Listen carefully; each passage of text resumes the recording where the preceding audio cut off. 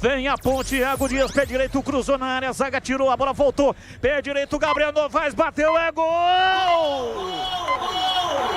Gol!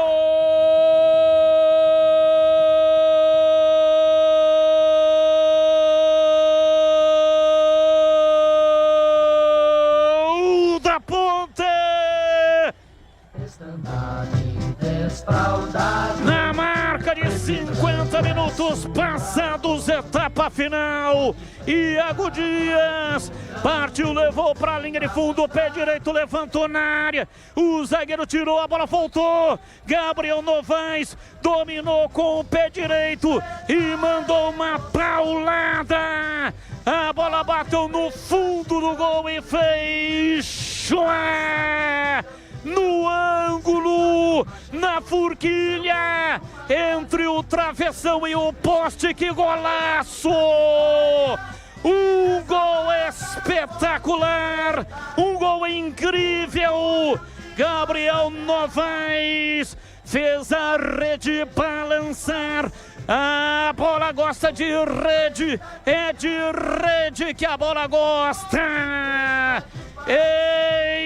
Empata o jogo no Couto Pereira, em Curitiba. A torcida vibra, vibra, da pele até o osso. Gabriel Novaes, Gabriel Novaes, Gabriel Novaes, Gabriel Novaes, Gabriel Novaes, Gabriel Novaes, camisa 35. É ele, é ele, é ele, é ele, é ele, é ele, o autor do gol.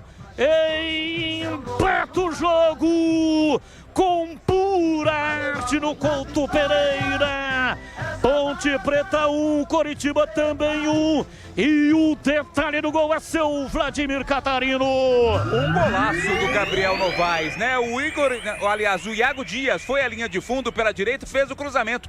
A defesa do Coritiba tirou de forma parcial. Gabriel Novaes dominou com a perna direita, bateu no ângulo do goleiro Pedro Morisco.